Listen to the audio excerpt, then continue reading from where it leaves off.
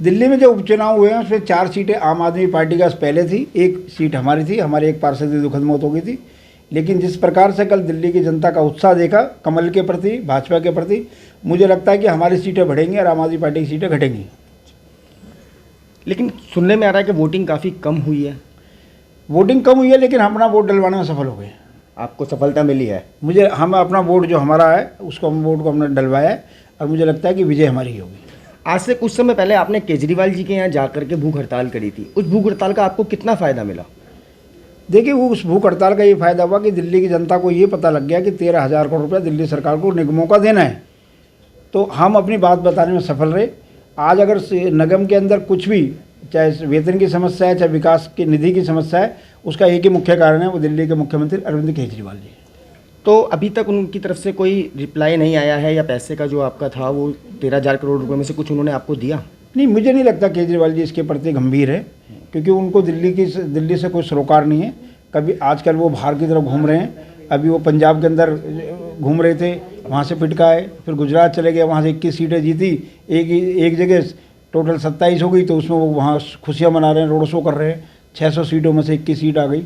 अब उनका हाल और राज्यों में ऐसे होने वाला है, फिर घूम फिर के उनको फिर अपनी दिल्ली नजर आएगी। लेकिन दिल्ली की जनता इस बार माफ़ नहीं करेगी।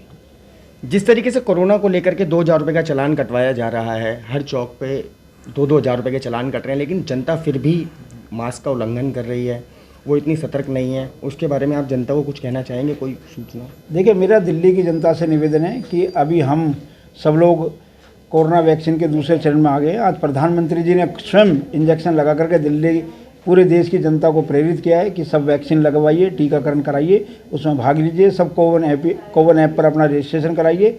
और प्रधानमंत्री जी ने कहा है दवाई भी और कड़ाई भी, इसका मतलब मास्क भी लगाना है, हाथ भी धोने हैं, सैनिटाइज भी करना है और डिस्टेंस भी बना कर रखना है। तो आपको आज ऐसा लगता है कि आज मोदी जी के वैक्सीन लगवाने से जनता का जो डर था, जिसकी वजह से जनता डर रही थी कि जी वैक्सीन कहीं रिएक्शन ना करे, तो आज वो डर खत्म हो गया होगा जनता का? नहीं, बिल्कुल। हमारे विपक्षी दल भी सब बार बार ये कह रहे थे। तो जब देश के जो नेतृत्व करता है उन्होंने खुद इंजेक्शन लगवा दिया और वो सुबह से फिर उसी काम में लग गए हैं, तो हम सबको वैक्सीन लगवा करके इस टीकाकरण अभियान को सशक्तिकरण देने का काम देना चाहिए। और हम सब आगे बढ़ के अपनों को रजिस्ट्रेशन करा करके इंजेक्शन लगवाएं, चरणबद्ध तरीके से। जिसकी बारी आए अपनी बारी पे सब जाए और टीकाकरण में भाग लें। मैं ये जानना चाहूँगा, जैसे जनता को आप कोई संदेश देना चाहेंगे कोरोना को लेकर के? जैसे लॉकडाउन हुआ था दिल्ली के अंदर, दोबारा लॉकडाउन जैसी परिस्थितियाँ ना पैदा हों, उसके लिए आप जनता से कोई अपील करना चाहेंगे? देखिए, दोबारा अगर दिल्ली के अंदर कोविड की लहर आई तो उसका एक ही मुख्य कारण होगा दिल्ली सरकार। जहाँ जहाँ राज्य सरकारों की कमी है, ढिलाई है, वहीं पर दोबारा से कोरोना की लहर आ रही है। तो दिल्ली के राज्य की जो सरकार केजरीवाल की सरकार है, उनको आगे बढ़ के काम करना चाहिए, निगमों को सहयोग करना चाहिए। निगमों के सहयोग के बगैर आप कोविड पर नियंत्रण नहीं पा सकते। तो आप हमारा सहयोग करो, हम आपका सहयोग करेंगे और हम मिल करके दिल्ली की जनता को कोविड से बचाएंगे। आपसे बॉम्बे के अंदर लॉकडाउन लग रहा है, क्या लगता है दिल्ली के अंदर लॉकडाउन लगेगा? देखिए, मैंने बताया ना, जहाँ जहाँ राज्य सरकारें जरा सी ढिलाई कर रही हैं वहाँ कोविड बढ़ रहा है या लोग उस लापरवाही बरत रहे हैं।